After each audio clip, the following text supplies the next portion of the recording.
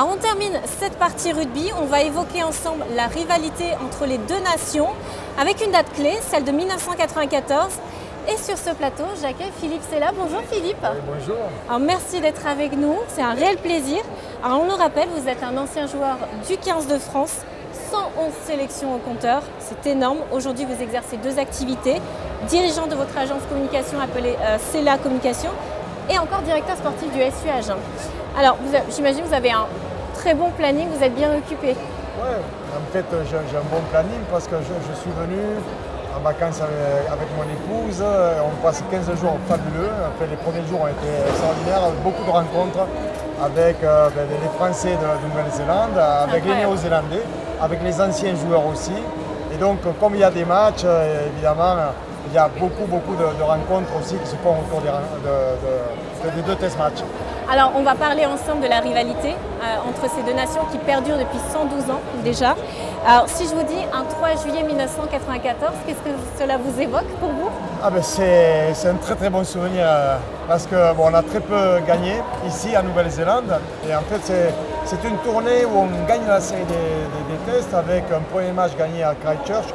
Et ce match de Auckland qui était fabuleux, on nous avait promis l'enfer. Après le premier test, ça a été l'enfer. Hein. C'était un match qui était rude, difficile. Mais à l'arrivée, il y a eu un essai qui est arrivé de nulle part, qui a été appelé l'essai du bout du monde, où il y a énormément de joueurs qui touchent le ballon, où il y a 80 ou 90 mètres, on traverse le terrain. Avec une relance à part déjà de Philippe Saint-André. Voilà, qui est Philippe Saint-André qui a le ballon. Et ça finit où Philippe Saint-André est aussi au bout avec Jean-Luc Sadourny qui marque cet essai. Je ne touche pas le ballon, je fais diversion en fait. Je suis face à Jonah Lomu sur une aile, je tends les bras de temps en temps, je fais le yo-yo. Mais voilà, tout le monde a été concerné sur cet essai. C'est l'essai de l'inspiration, ce qu'on aime en France en fait. Et les Néo-Zélandais redoutent quand les Français ont justement ce French Flair. Alors justement, l'essai de l'inspiration, c'était l'avènement du French Flair selon vous, c'est ce que vous me dites. Oui, mais on a toujours eu un petit peu ça. Alors, la performance, elle vient quand on a des bases solides et qu'en même temps, on est capable techniquement d'être fort et d'avoir ce flair. Quand on fait un mix de tout, l'équipe de France, elle commence à devenir imbattable. Et c'est pour ça qu'on dit que l'impossible n'est pas français. C'est qu'à tout moment, on est capable de gagner n'importe quelle équipe. Et certainement que contre les Néo-Zélandais, on est peut-être l'équipe étrangère ou une des équipes étrangères qui a gagné le plus souvent contre eux. Et qui met le doute, surtout. Qui met souvent le doute, effectivement, parce qu'aujourd'hui, les statistiques font que la Nouvelle-Zélande a plus de chances de gagner les matchs contre la France par rapport aux dernières années. Mais ça, c'est hier.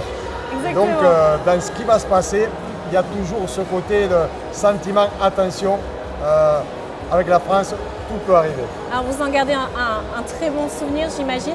Mais comment vous expliquez qu'aucune autre nation n'ait pas gagné dans cet antre du rugby qu'est l'Eden Park depuis 1994? Oui, effectivement, c'est un bel exploit que l'on a fait parce qu'on se rend compte, ça fait 24 ans que personne n'a réussi à gagner à l'Eden Park. Bon, c'est un terrain maudit pour les équipes qui viennent jouer ici. Peut-être que ça va changer dès ce soir.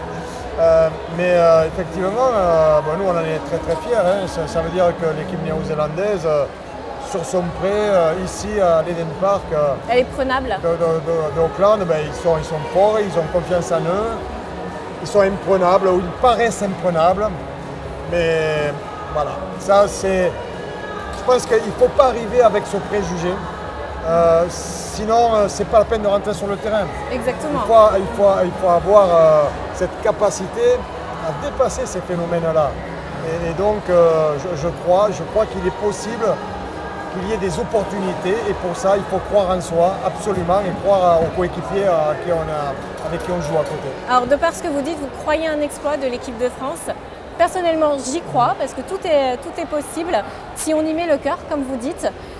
Que pensez-vous justement de l'évolution du rugby aujourd'hui, en général, et celui du 15 de France? L'évolution, c'est un rugby où les joueurs sont vraiment des athlètes avec les entraînements qu'ils ont au quotidien. il parcourt beaucoup de terrain, d'espace sur le terrain, et donc il y en a peut-être un petit peu moins. Et il faut justement être qualitatif dans les courses, dans la vision, dans la technique, afin d'amener de la vitesse dans les mouvements et du changement de rythme. Si on n'arrive pas à ça, eh bien, le rugby devient frontal, physique et peut-être moins spectaculaire. Ça fait partie des bases et du rugby aussi. Mais on a envie de voir toujours un rugby plutôt alerte, de vitesse, d'évitement. Voilà, mais il y a des accidents de temps en temps. Oui. Il y a ces impacts. Et justement, le rugby, quand même, on peut le constater, il devient de plus en plus violent. Les commotions cérébrales au sein du top 14, on en voit quasiment à tous les matchs. Mais ça peut venir aussi quelquefois de quelques défauts sur les plaquages notamment, où ça plaque haut. Et quand on plaque haut, ben, on s'expose à avoir des coups au visage. Si on plaque plus bas, on a plus de capacité à se protéger, à mettre davantage l'épaule, passer les bras. Donc il peut y avoir un côté technique de plaquage, amener à ce que les joueurs à nouveau plaquent beaucoup plus bas, mais le joueur a envie de plaquer un peu haut pour bloquer aussi l'attaquant adverse qui ne puisse pas faire la passe. Et il y a des impacts aussi, effectivement, où avant il y avait plutôt du raffut. Aujourd'hui, il y a des impacts aussi où le joueur tient le ballon et va au contact du défenseur en mettant tout le poids de son corps. Et comme aujourd'hui, il y a des joueurs à 110 kg, 120 kg qui vont assez vite, les chocs sont beaucoup plus violents. Ça fait qu'il y a quelques chocs. Voilà. Et justement, dernière question, qu'est-ce que vous pensez de l'équipe de France, en tout cas, du jeu qu'elle propose on a envie de voir encore ce French Flair, on a envie qu'il perdure. Écoutez, bon, il y a une saison qui est plutôt intéressante avec un tournoi de 6 nations qui aurait pu être vraiment réussi si jamais il y avait eu un coup de pied au premier match, un coup de pied au dernier match qui avait été réussi. Et on aurait pu finir second, voire peut-être faire encore mieux. On a terminé quatrième, devant l'Angleterre, c'est déjà bien. C'est sur 2 matchs qu'on peut gagner, qu'on perd sur un coup de pied. Ça veut dire qu'à très peu de choses près, l'équipe de France, elle est dans le vrai, dans cette capacité à jouer ensemble, à être déterminée, à avoir une ambition. Et donc on l'a vu pendant le tournoi.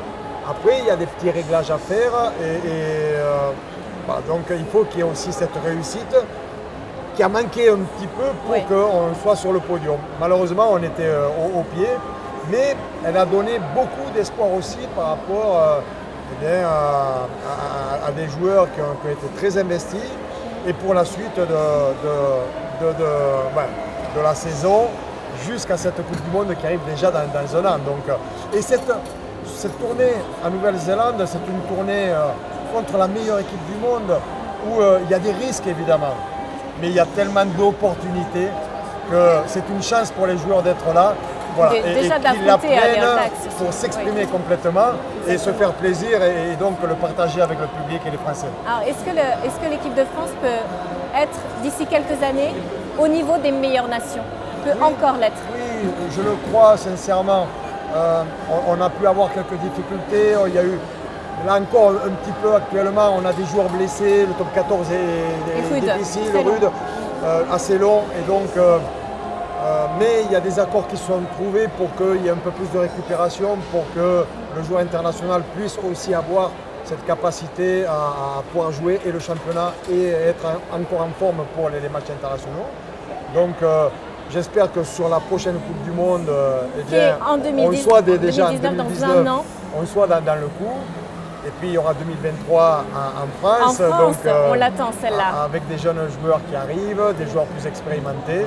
Voilà, good luck à l'équipe de France. Dernière question, petit pronostic pour le match de ce soir? Une victoire française, même que d'un petit point, ça ira très bien. Merci beaucoup Philippe. Voilà, merci d'être venu sur notre plateau et on vous souhaite un très bon match. Merci.